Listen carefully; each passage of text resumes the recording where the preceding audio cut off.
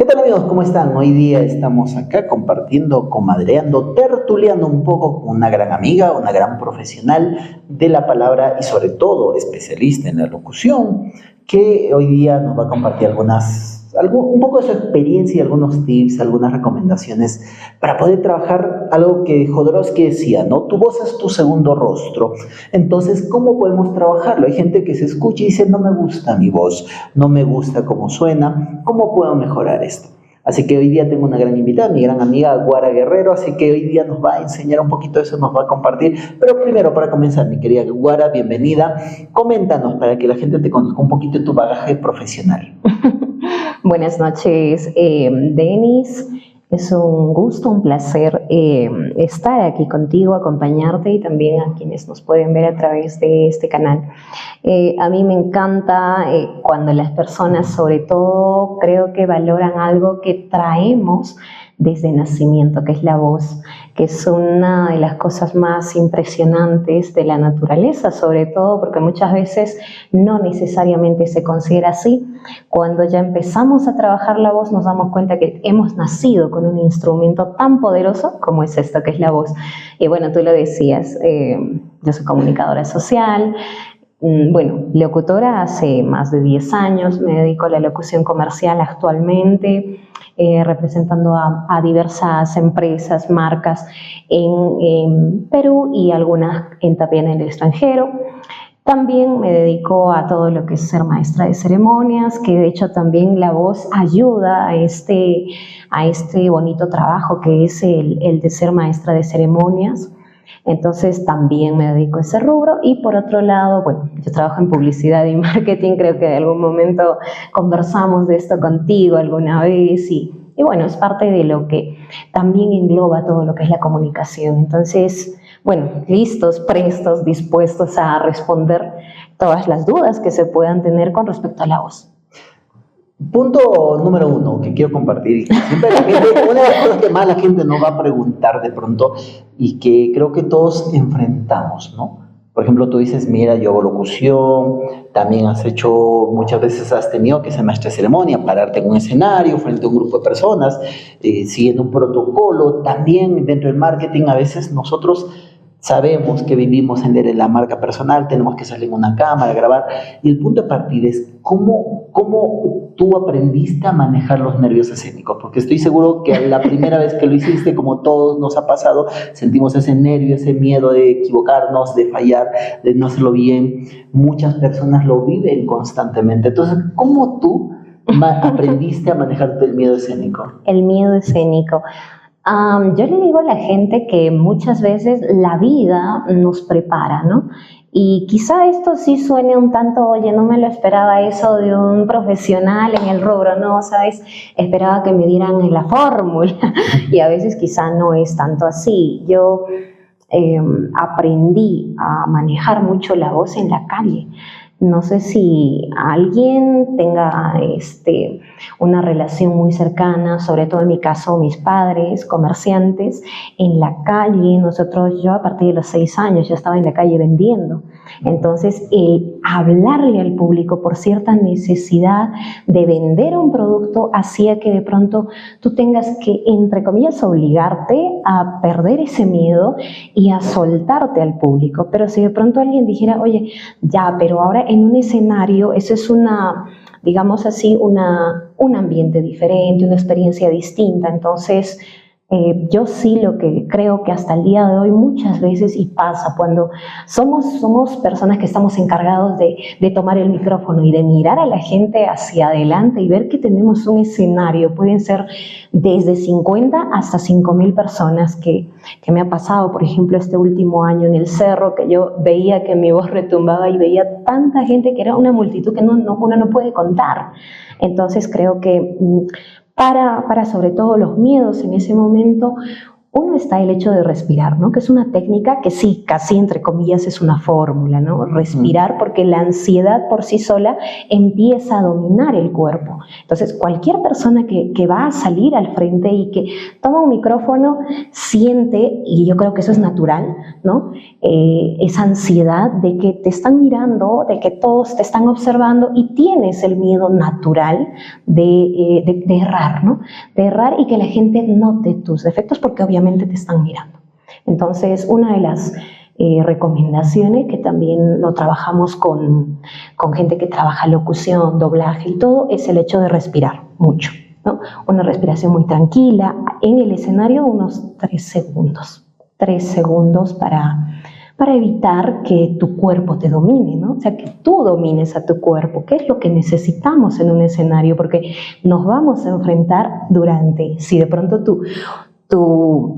no sé, tu discurso va a durar 1 hora, entonces tienes que tener la capacidad de tú dominar tu cuerpo, y para eso tienes que respirar, que es una de las primeras cosas. Lo segundo que supuestamente deberíamos hacer, pero que no necesariamente lo hacemos, es empezar a hacer un escáner. Se dice que el cuerpo se siente intimidado porque desconoce, ¿no? No es lo mismo cuando tú estás con tus papás y sientes una conversación tan placentera, tan tranquila y te desenvuelves. Cosa muy distinta que pasa cuando el escenario obviamente no lo conoces. Entonces, ¿qué tienes que hacer? Escanear.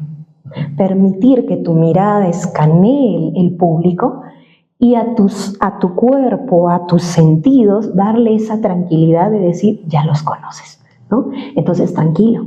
Baja ese nervio, baja la ansiedad y te empiezas a tranquilizar, ¿no? Entonces creo que esas 2 cosas son una de las bases que cualquier persona que se enfrenta a un público debe empezar a practicar y dominar, ¿no?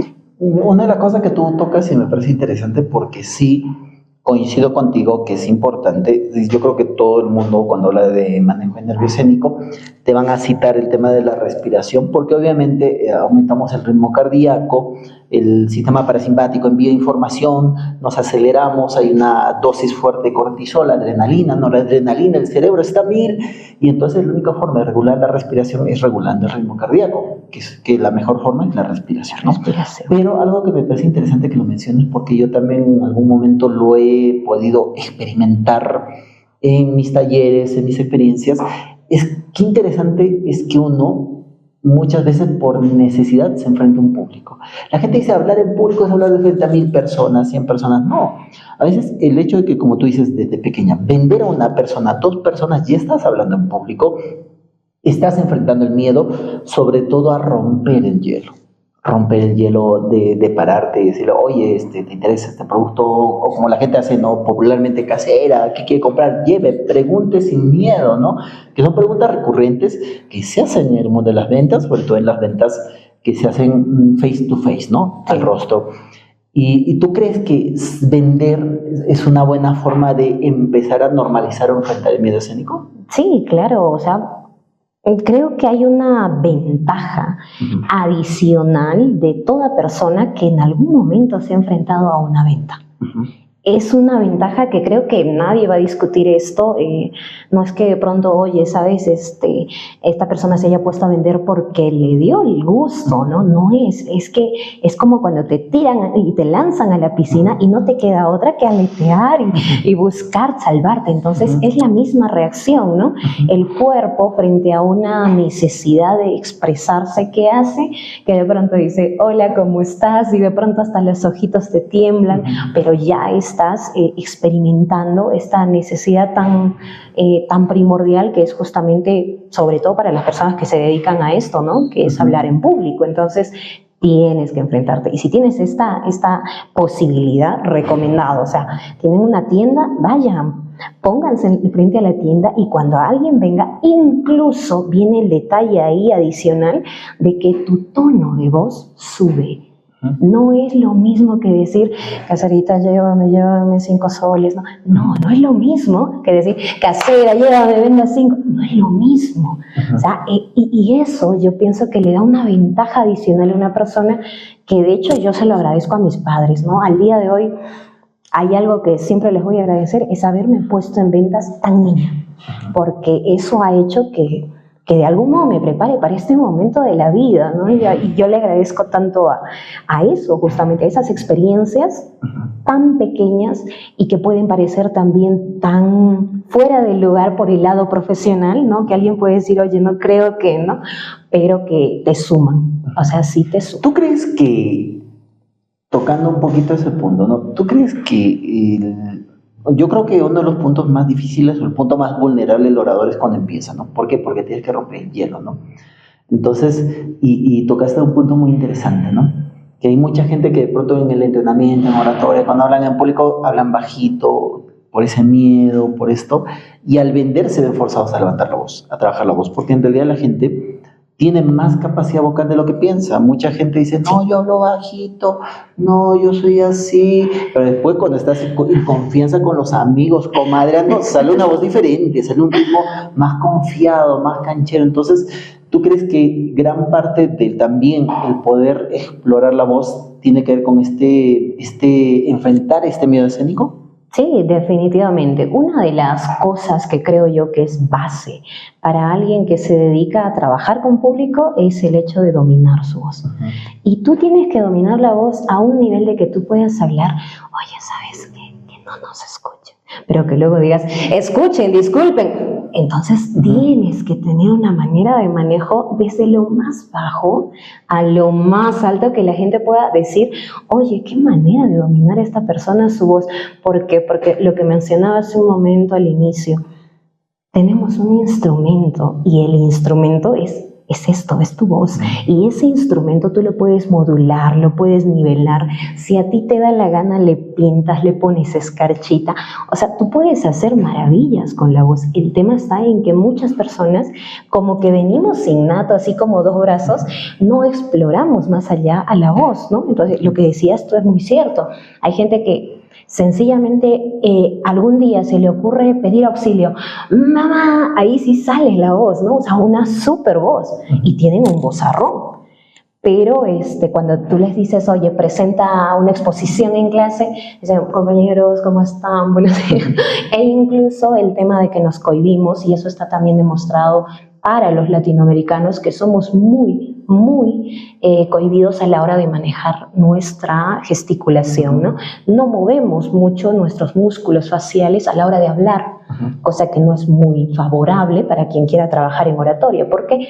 Porque tú tienes que pronunciar muy bien, y para pronunciar bien tienes que sacar, como dicen, al máximo todo el movimiento muscular pues, de tu rostro. Y hay mucha gente que, o sea, si de pronto tendríamos que leerle solamente por lectura de sus labios, no entenderíamos ni una jota, ¿no? ¿Por qué? Porque no pronunciamos, y ese es un problema también. ¿Crees que esta pandemia que hemos vivido, esta era de virtualidad que pasó hace unos años atrás, y ha afectado de alguna manera a la gente en sus habilidades sociales, en su forma de comunicar?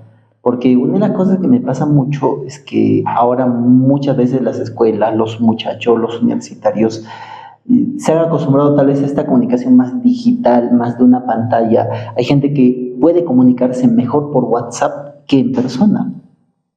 Pueden tratar temas delicados con su papá, con su mamá por WhatsApp, pero en cara a cara no lo hacen. Te gusta una chica y le puedes decir, oye, le puedes coquetear por WhatsApp, pero le pones en cara y no es la misma persona. Esta virtualidad, este fenómeno que se aceleró con la pandemia, ¿crees que afectó a que a la gente le cueste comunicarse? Creo que tendríamos que tener dos versiones para esto, porque si bien hablamos de gente que, entre comillas, estaba aprendiendo a hablar, como los niños de 6, 7 a 8 años que estaban saliendo del nido del hogar y recién insertándose a este mundo de la realidad, ¿no? Un mundo de escuela, de compañeritos, y que no lo han tenido, han sido forzados a una virtualidad. Entonces creo que en ellos sí ha generado una repercusión negativa en su desarrollo, ¿no? ¿Por qué? Porque esa limitación ha hecho que de pronto ahora lleguen a clases y sean un tanto, e incluso hasta creo que al día de hoy se está demostrando que hay mucho retraso en lectura. Eso quiere decir que hay retraso en hablar, y también hay un retraso en las relaciones interpersonales, porque si yo no hablo, obviamente tengo problemas para relacionarme con las personas. Entonces, Creo que sí, pero esa es una postura. Ahora, no podríamos atribuirle eso, creo, a todos, ¿no? Creo que dentro de ellos sí podrían salvarse los adolescentes, pero creo que ya buscar una justificación para la gente que ya sabía comunicarse, que ya tenía muy bien desarrollado la posibilidad de conversar y todo lo demás, creo que más bien sí sería como que buscar una excusa para el hecho de haberse retraído en pandemia, porque eso sí ha pasado, ¿no? O sea, la pandemia ha afectado a niveles emocionales muy ampliamente, ¿no? Desde distintos puntos. ¿Por qué? Porque ha habido familias que si bien no compartían, llegaron a compartir, pero de pronto este compartir tan seguido, tan cerca, se les ha hecho un mundo, ¿no? Entonces los ha afectado.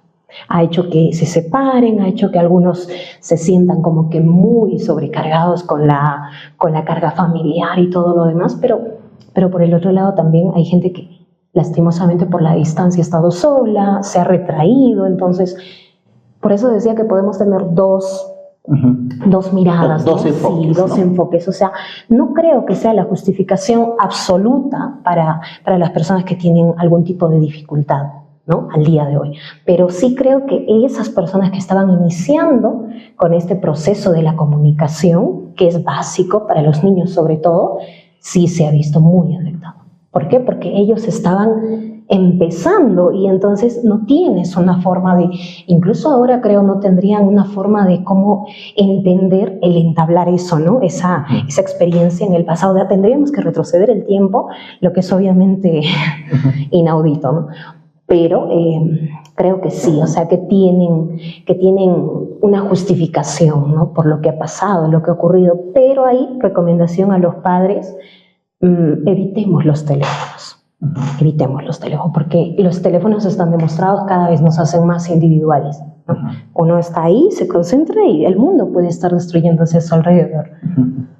Claro, eso sí es cierto, ¿no? Por eso hay tendencias como los brain rots, ¿no? Que se han puesto de moda ahora, que justamente hablan de cómo el mundo la mente, ¿no? Y nuestras habilidades sociales, incluso habilidades cognitivas. Ya se está estudiando que hay personas que por la sobreexposición a los equipos celulares desde pequeños ya incluso muestran rasgos autistas. No necesariamente tienen autismo, pero tienen rasgos autistas por esta sobreexposición al estímulo visual del bendito teléfono, del streaming y de todo lo que tenemos ahora, ¿no? Ahora, pero entrando un poco más a tu especialidad, ¿ok?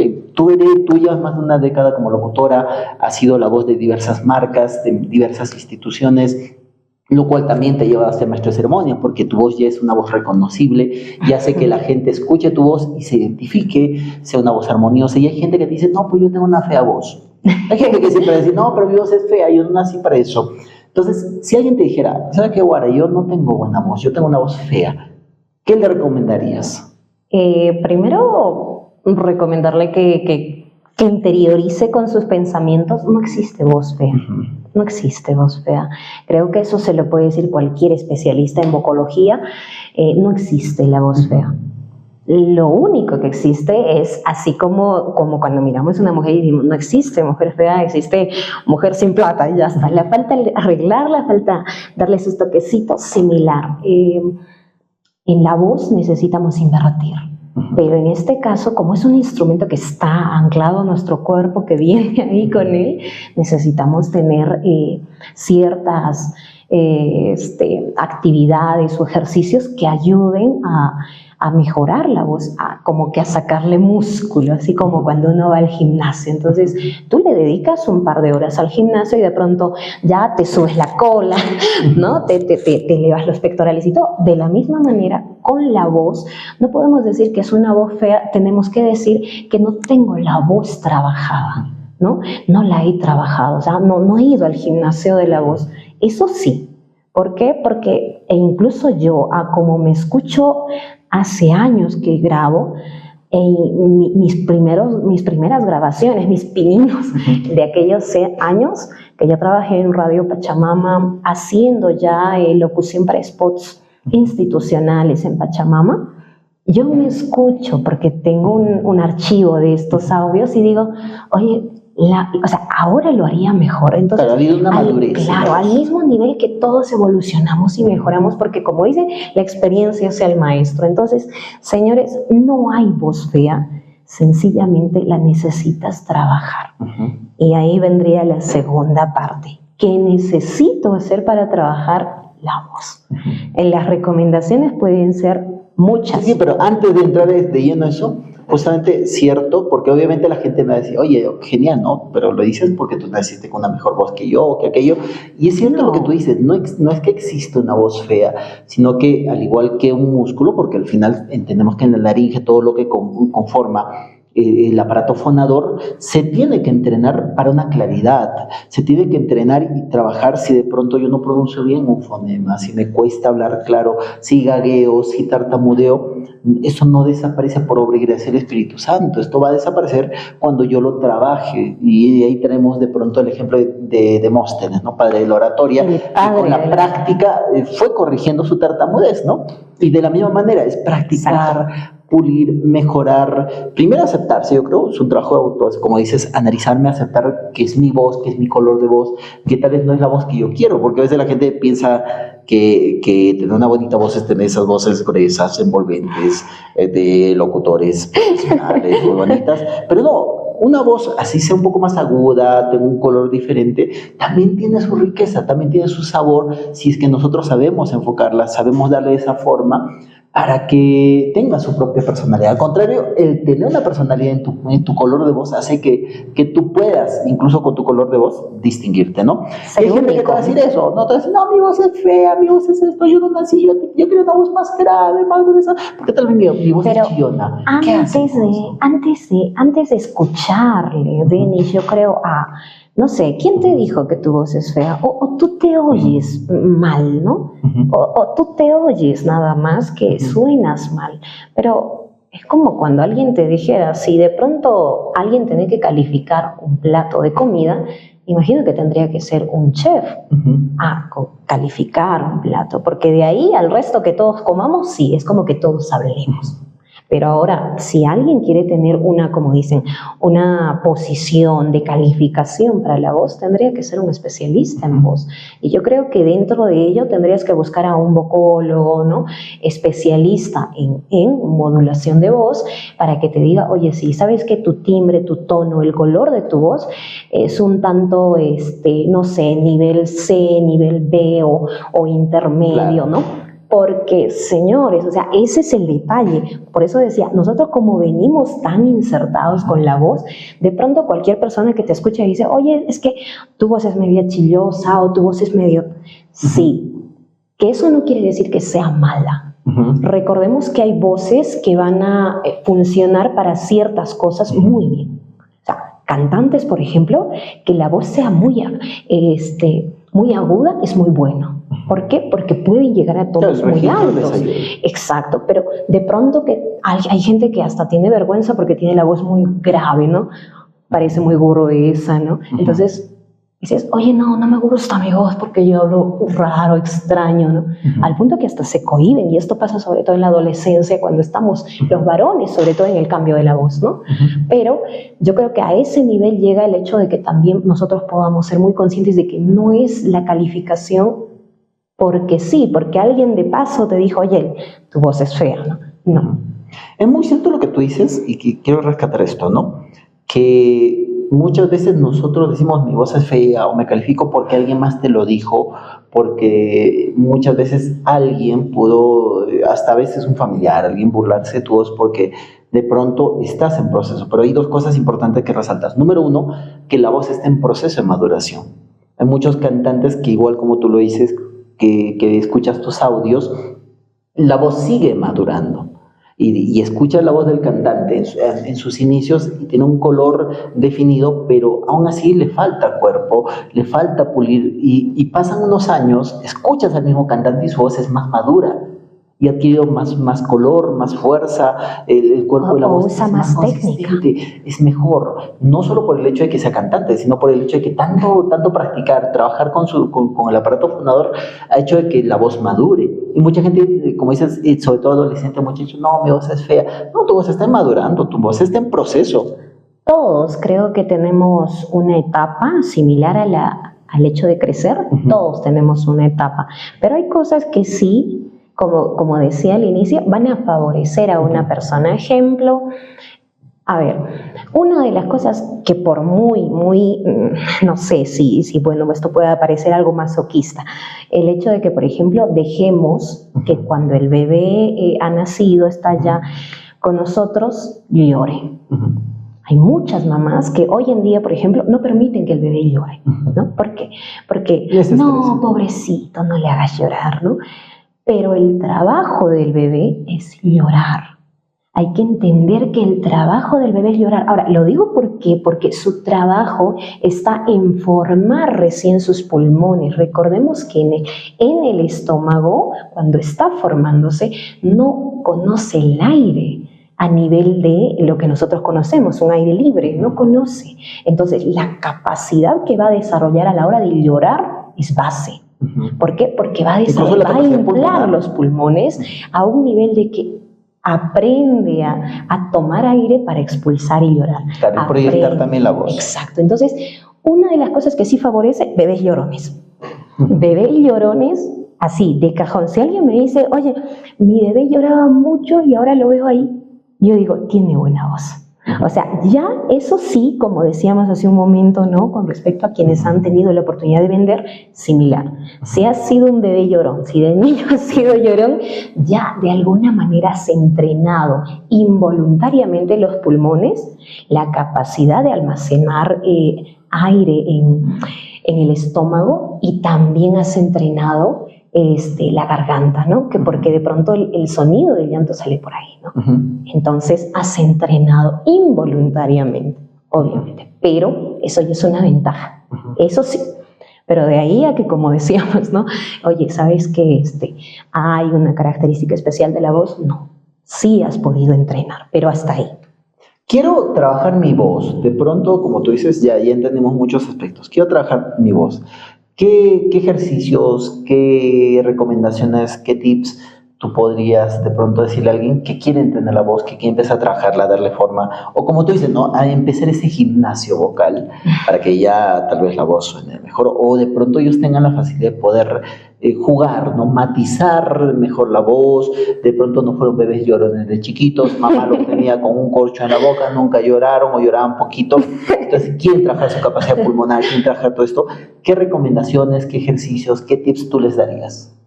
Como dices, nunca es tarde. Claro, estamos que a tiempo. Nunca es tarde, no, nunca es tarde, definitivamente. Tú que eres ya especialista y tienes experiencia en lo que... Mi primera recomendación es, uno, en la parte de ejercicios, pero también otra en la parte de cuidados. Porque, ojo, así como existe una herramienta, tú tienes que cuidar tu herramienta. Y esa herramienta puede ser, no sé, si tienes una lámpara para ir al campo, no la cuidas, se va a romper. Similar, tu voz, no la cuidas, se va a malograr. O sea, tienes que ser consciente de que es un instrumento. Si trabajas con la voz, si vas a dar conferencias, si vives en este mundo de las ventas, haces videos, tu herramienta es la voz. Imagínate un día sin voz, como si hubieras perdido tu herramienta en algún momento. Entonces, a ese nivel tienes que cuidar. Entonces, base, por eso decía, dos. Una recomendación es desde el lado de, oye, ¿qué ejercicios puedo hacer para mejorar la voz? Sí, ahora los vamos a dar, pero también por el otro lado, ¿qué cuidados? Claro, ¿qué debo cuidar? ¿O qué debo evitar? No malograr mi voz, ¿no? Entonces, en esos dos aspectos. En el primer aspecto, ejercicios. Una de las cosas base, si de pronto no has tenido experiencia en vender en la calle, entonces trata de leer en voz alta. La lectura en voz alta ayuda a ir abriendo y mejorando el tono, niveles de voz, porque eso es la base. O sea, si tú no hablas bien, claro, fuerte, obvio nadie te va a escuchar o se te va a oír mal y de pronto vas a perder la atención de tu público por consecuencia, ¿no? Entonces, no hagas eso, ¿no? Primera recomendación, lectura en voz alta. Creo que en eso tenemos mucho beneficio. Quienes hace años estudiábamos, yo recuerdo que los papás te mandaban, si no era al cerro, al techo, ¿no? Y desde el techo, si quiero escucharte, y estabas ahí leyendo. Entonces, hoy en día, los que trabajan en la voz deberían acostumbrarse a leer en voz alta. Primera recomendación. Segundo, si de pronto no gesticulo bien, porque mi dificultad no es solo del tono, sino de que no se me entiende, entonces la práctica de, por ejemplo, el poner un lápiz en la boca y generar una lectura inmediatamente puesto el lápiz, ¿para qué? Para que empiece mi propia gesticulación a ser más abierta, ¿no? Y eso va a ayudar a que podamos forzar a nuestros músculos faciales a una nueva forma de cómo pronuncio yo, porque de pronto en la escuela no hemos aprendido a decir bien la A, la E, la I, no los pronunciamos, ¿no? Eso para gesticulación. Ahora, otro ejercicio que podrían hacer, sobre todo para el tema de, oye, es que a mí se me acaba el aire, ¿no? Cuando hablo y se me va el aire. Entonces, aprender a retener, inhalar y retener. Retener lo más que puedas, así te estés poniendo rojo, colorado, retén. Solo la práctica hace al maestro. Los cantantes tampoco la tienen fácil, todos practican el retener en el diafragma, ¿no? Aire. Entonces, eso no se va a dar el día que tú vas a ir a experimentar en tus discursos, no se va a dar, tienes que practicarlo antes, ¿no? Entonces, otro ejercicio, aprendan a inhalar. Nariz, por favor. Hay gente que... No. Inhalar por la nariz, mantener, sostener y ojo, a la hora de expulsar, sobre todo hacer una expulsión muy, muy dosificada. Es decir, poco a poco.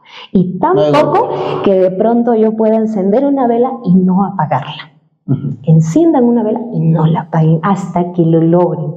Va a ayudar mucho a practicar en el músculo del diafragma a que retenga el aire, tanto que de pronto a ti te va a dar un espacio muy amplio para que puedas seguir con tu discurso, ¿no? Sin necesidad de estar cansándote, de estar teniendo incomodidad al hablar.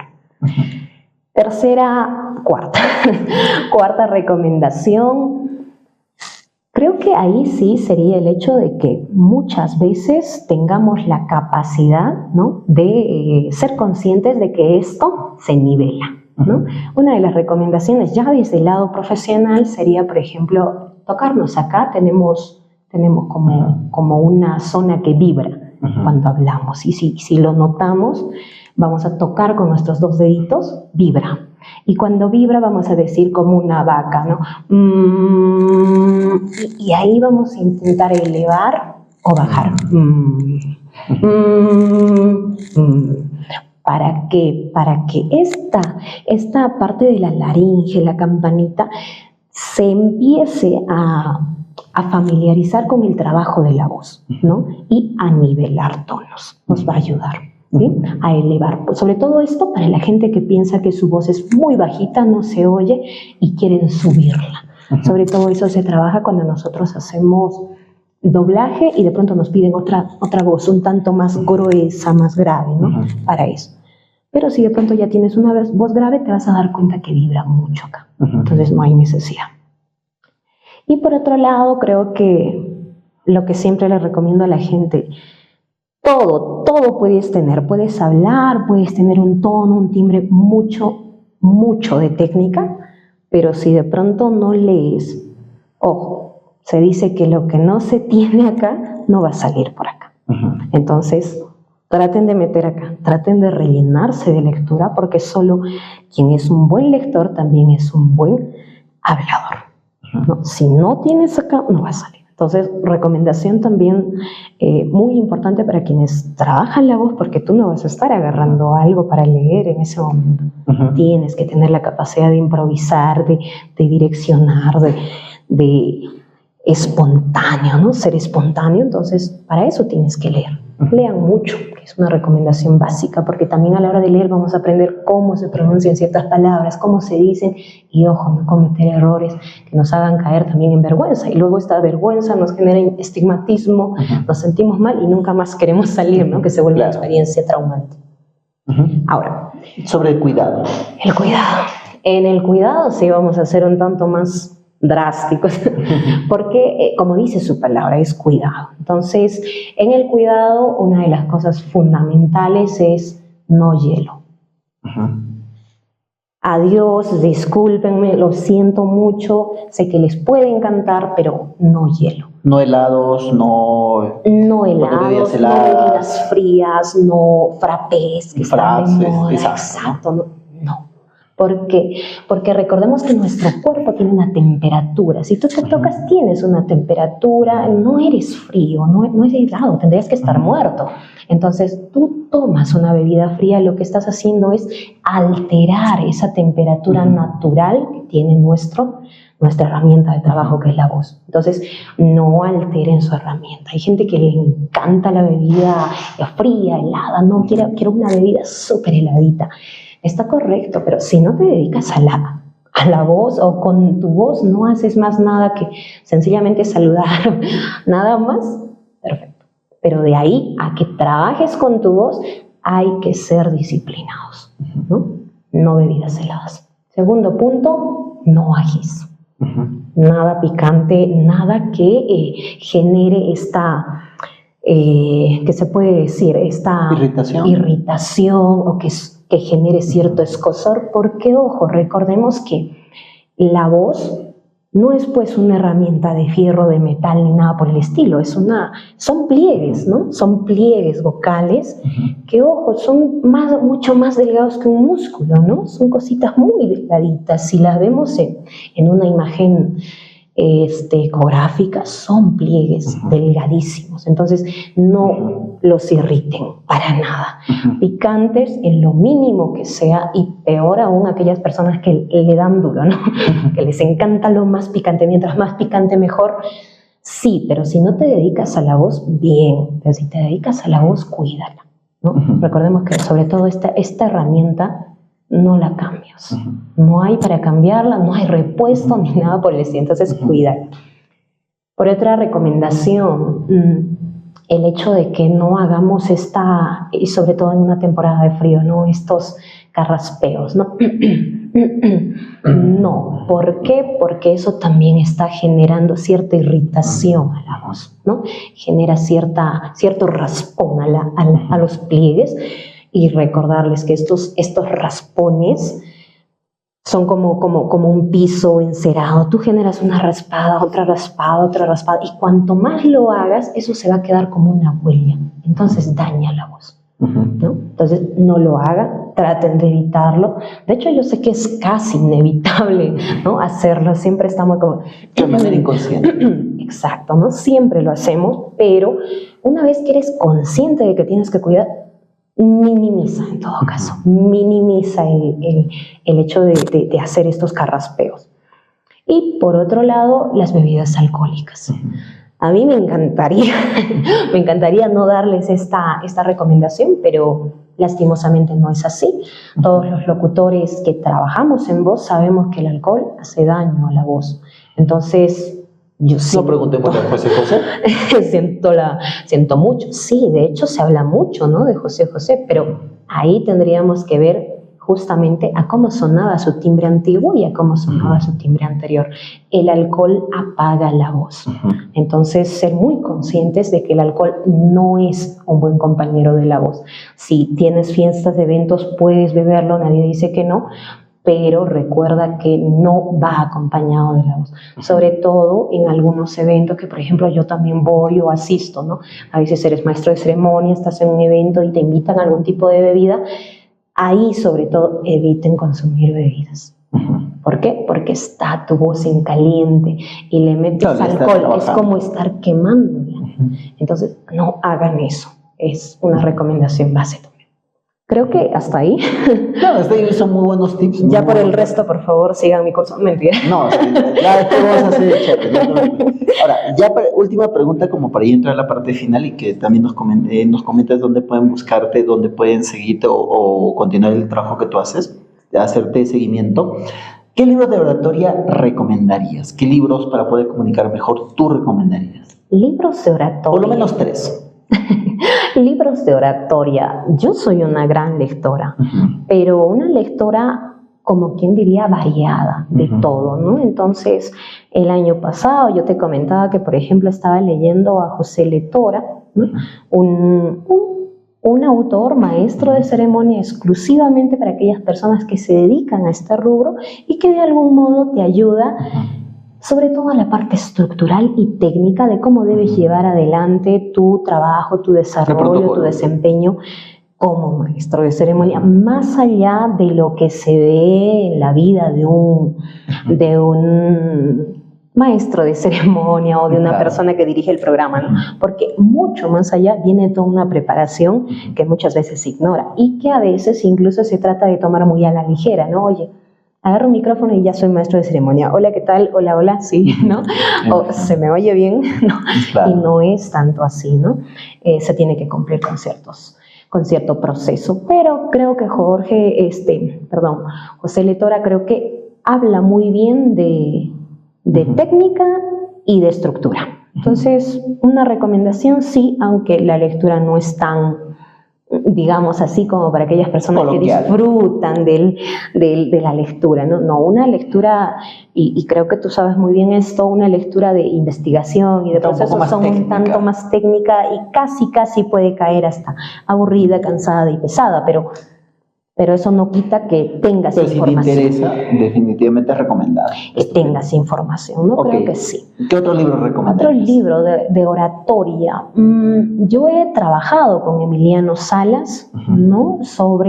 Ahí vamos a ir al otro detalle, que si bien yo trabajo locución, el otro detalle con la oratoria, que son dos cosas distintas, que sí van de la mano, pero la oratoria tiene mucho que ver con el lenguaje corporal. Que si de pronto tú puedes estar súper bien vestido, con un tono y timbre de voz excelente, pero si no sabes expresarte con el cuerpo, estamos prácticamente con un 50% negativo, ¿no? Entonces, recomendaría a Emiliano Salas, ¿no? Él tiene el libro El poder de tu lenguaje corporal en los negocios. El poder del lenguaje corporal, si no me equivoco, sí, un libro. Es mexicano. Que de algún modo te ayuda a especificar muy claramente cómo puedes ir desarrollando tu cuerpo acorde a lo que dices, ¿no? Entonces, que sí es una base. Ojo que el otro lado, el lenguaje corporal, que tú le trabajas mucho mejor, es toda una ciencia, ¿no? Hay que investigarla, hay que trabajarla, y los que con la experiencia, con los años nos hemos ido adaptando y también conociendo, porque en este mundo tenemos que estar en constante formación, nos adaptamos, ¿no? A ciertas técnicas. Entonces creo que eso es lo otro que muy pocas veces se habla, a sumar a la oratoria, ¿no? Porque tiene que estar de claro. Entonces, uno de estos Emiliano Salas, José Letora, ¿quién más? José Letora. Luego, no leo mucho sobre oratoria, pero hay locución, lo que vas. Discurso. No, ahí tendría que ser Pido la Palabra de Alan García. ¿Por qué? Por la forma en cómo desarrollar un discurso y emocionar a la gente. Claro. Porque no es la cuestión nada más ahora, y ahí viene el trabajo, ¿no? Tan amplio. Oye, tengo que trabajar mi voz. Ahora resulta que tengo que hablar también con mi cuerpo, con mis manos, con mis pies y todo, hasta la postura, ¿no? Y luego, ahora resulta que luego de eso también tengo que decir algo que emocione. Entonces, algo que sí creo que sí debería estar en el plan de lectura de toda persona que requiere hablar en público, Pido la Palabra de Alan García, que nos habla muy bien de estos discursos, que pueden ser muy pequeños, pero tu discurso tiene que emocionar, tiene que a la gente dejarle una huella. Y algo tiene que recordar de tu discurso. Entonces, no está en el hecho sencillamente de sacar una frase y dejarla de frase al público, no. Está también en saber qué decir y saber cómo decirlo, ¿no? Y decirlo tan bien que de pronto calen en tu público. Entonces, creo que podría ser también ahí una recomendación. Pido la Palabra de Alan García, sí. Pido la Palabra es un libro muy bueno, muy recomendado, definitivamente. Sí. Muy bien, entonces, gente que quiera saber más de tu trabajo, ¿cómo te pueden seguir? Bueno, yo no soy no expongo mucho mi trabajo, pero sí, la vida nos ha dado la oportunidad de poder estar en diversos escenarios, vitrinas y todo. Yo estoy en redes sociales, como es mi nombre, Guara Guerrero. Y si hay alguna duda, consulta, me pueden seguir ahí. Era solo una broma con respecto al tema de que luego me pregunten en el curso. No hay curso todavía. Sí, de algún modo, si de pronto hay gente que quiera interiorizar mucho más con todo lo que es la locución, recomendarles ahí en mis redes sociales. Tengo algunos videos grabados sobre recomendaciones de profesionales ya muy especialistas en ciertos rubros, ¿no?, de la voz. Entonces, sí, a través de las redes también nos podemos contactar. Estupendo. Bueno, amigos, ha sido un placer estar acá, tener esta pequeña conversación. Por ahí anoten los tips que les hayan servido y a seguir trabajando y potenciando nuestras habilidades comunicativas. Gracias, Cora, por tu tiempo y ya estaremos conectándonos en próximas oportunidades. No, gracias a ti y bueno, que esperamos que también a la gente le haya servido. Nos vemos en una próxima.